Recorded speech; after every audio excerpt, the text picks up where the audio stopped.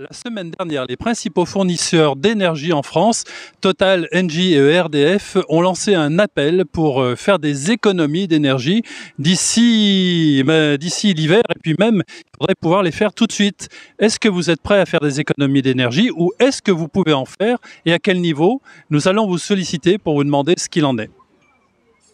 Vous avez entendu que les principaux fournisseurs d'énergie nous incitent à faire des économies d'énergie. Est-ce que pour vous, c'est possible? Ça me paraît difficile de descendre en dessous de 20 degrés quand on a un grand âge. Oui, c'est vrai. Vous êtes chauffé de quelle façon chez vous? Au gaz collectif. En dessous de 20 degrés, ça me paraît très difficile. Voilà, quand on est immobile dans un appartement, c'est vrai qu'à 20 degrés, ça fait juste, c'est ça? Tout à fait. Est-ce que vous utilisez une voiture ou vous avez... Oui. Et de ce côté-là, à votre avis, est-il possible de faire quelques économies ou pas? Ça dépend des façons de vivre et de l'âge des gens. Si vous êtes très âgé, vous ne roulez pas beaucoup parce que vous ne vous déplacez pas beaucoup. Si vous êtes en pleine activité, comment il faut faire? Et oui, en particulier pour les personnes qui vivent loin de leur lieu de travail. Et puis même, dans mon activité, je me déplaçais beaucoup chez mes clients, et ben, j'avais besoin d'une voiture. J'aurais pas pu exiger qu'ils viennent tous me voir. Bonjour madame, à votre avis, est-il possible de faire des économies d'énergie comme demandé par les principaux fournisseurs EDF, ERDF, Total? Oui, bien évidemment, mais il ne faut pas se chauffer à outrance. Donc, il n'y a que ce côté-là que je peux vous répondre positivement par rapport aux économies d'énergie. Il n'y a pas d'autres domaines sur lesquels on peut rogner un petit peu?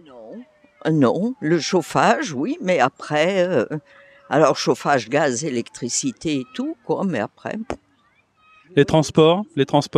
Transport, ah ben la voiture, ah mais vous ne m'avez pas parlé de... Ah ben énergie, c'est toutes les énergies parce qu'il y a Total aussi. Ah oui. Alors bien sûr que l'essence, eh ben, vous restez chez vous. Vous restez chez vous pour pas user d'essence. Mais les gens qui travaillent, bon, ben, on a des obligations. Hein. Donc pour vous, la seule marge de manœuvre, c'est le chauffage? Oui, je ne verrai pas autre chose. Chauffer moins chez soi. Alors on a vu une dame tout à l'heure, là, un petit peu plus loin, qui est une personne âgée et qui dit à 20 degrés, pour moi, c'est trop juste. Qu'est-ce que, à votre avis, c'est... Il faut s'habiller, il faut prendre des vestes, mieux s'habiller, quoi, voilà. Mais bon.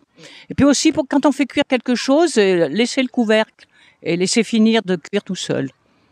Voilà, oui, ce sont des bonnes pistes parce que évidemment les principaux fournisseurs ont dit il faut commencer les économies tout de suite. Donc évidemment le chauffage pour le moment on s'en sert pas trop. Vous parlez effectivement du gaz, mettre un couvercle. Est-ce que vous avez d'autres idées? On va réfléchir. Se déplacer à vélo peut-être. Oui, j'allais vous le proposer. Donc, pour les économies de carburant, acheter un vélo électrique chez Culture Vélo à Saint-Étienne. On fait de la pub.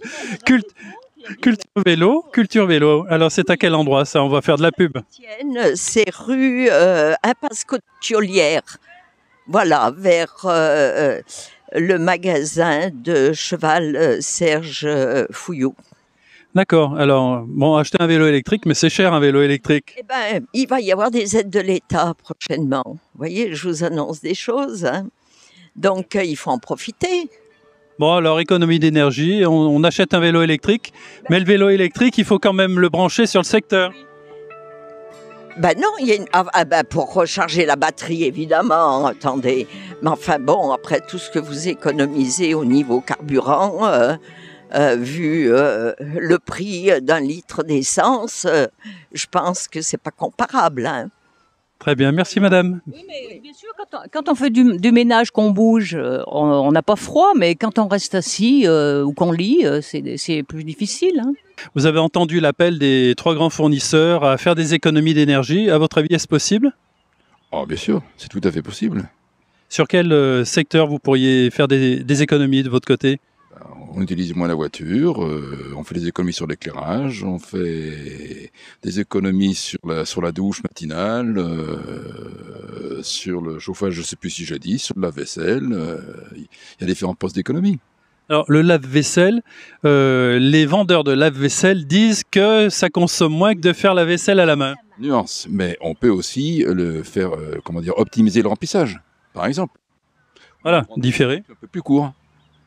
Éviter de faire un pré-lavage des assiettes et des plats à outrance avant de mettre dans le lave-vaisselle, ce qui n'est pas forcément utile. Vous avez commencé, vous, ces économies d'énergie, puisqu'ils nous disent que d'ici l'hiver, ça risque de nous poser problème et qu'on risque d'avoir des coupures de gaz. Oh, ça fait longtemps déjà. Ça fait longtemps que vous avez commencé? Voilà, oui. On était sensibilisés depuis les années 77, pardon. Oui, c'est le premier choc pétrolier, 74, et c'était la chasse au gaspillage. La chasse au gaspillage. C'est ça. Alors, les multiprises, vous les débranchez? Alors, pas forcément, mais quand on quitte la maison, tac, on arrête. Quand vous sortez de chez vous, vous coupez le compteur? Pour plusieurs jours, bien sûr. Cet après-midi, non, quand même pas.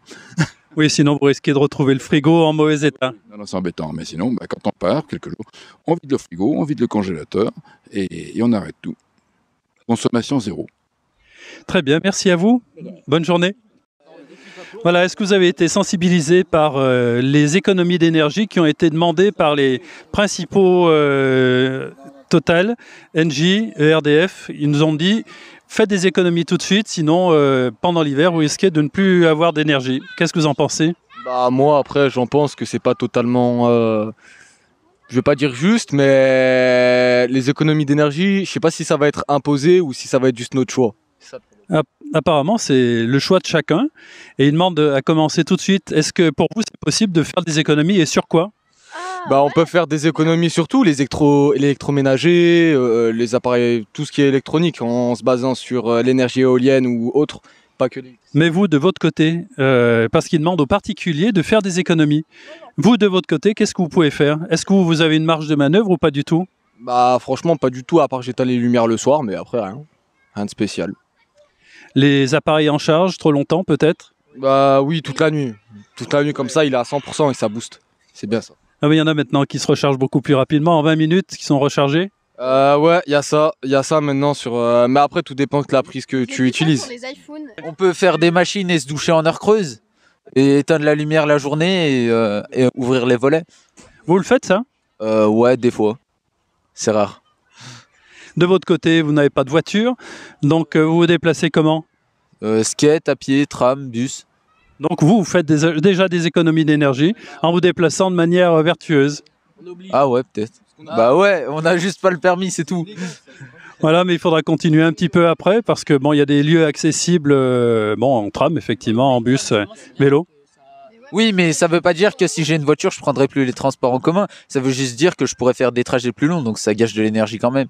Voilà, bonjour madame. À votre avis, est-il possible de réaliser maintenant des économies d'énergie puisqu'on nous menace, les grands fournisseurs d'énergie nous ont dit que si on ne commençait pas les économies d'énergie immédiatement, dès l'hiver, il est possible que nous ayons des coupures, soit d'électricité, soit de gaz. À votre avis, est-il possible de commencer des choses tout de suite? Oui, un petit peu, mais à notre niveau, ça va être très limité. On peut faire attention à son lave-vaisselle, à son lave-linge, de bien le remplir, de ne pas le faire tourner trop chaud. À la base, de fermer, d'éteindre sa lumière, peut-être de chauffer un tout petit peu moins chez soi. Est-ce que ce ne sont pas des choses que vous faites déjà? Si, déjà. Chauffage, faudra peut-être faire un petit effort supplémentaire parce que c'est un peu dur. Mais vous êtes à combien de degrés chez vous?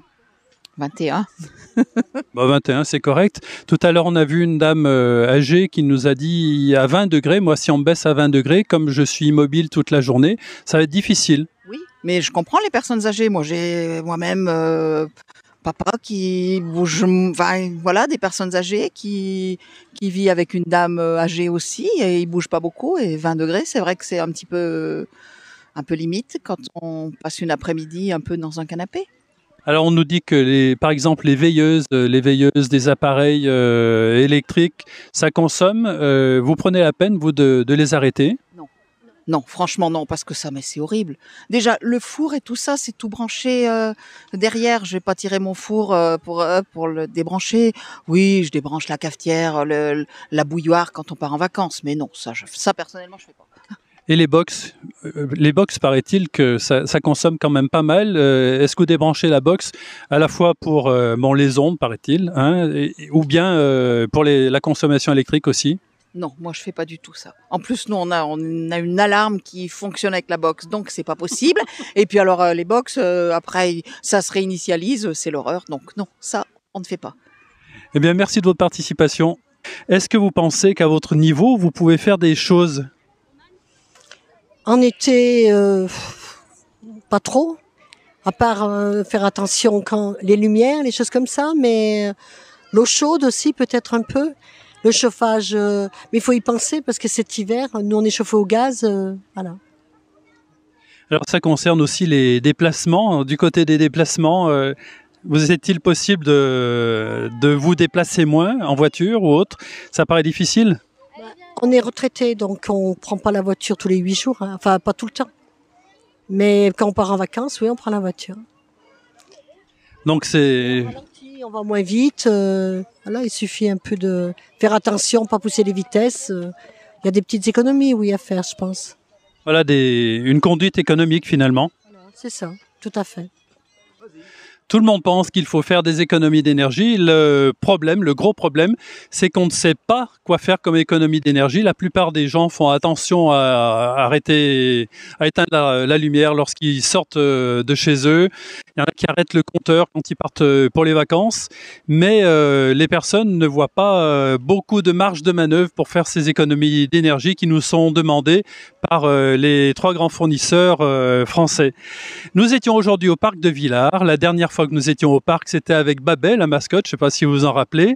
Nous vous donnons rendez-vous très prochainement pour de prochaines émissions sur 42 TV. À très vite. Et vous? Bon, c'est bien. Mais Ben, vous nous suivrez. Non, fan, mais je vous vois des fois suivant les. Oui, les sujets. Un truc juridique là. Oui, la chronique juridique, voilà. Marie-Christine Persol. Voilà. On en est pour le moment au régime matrimoniaux, donc c'est très sérieux. Oui.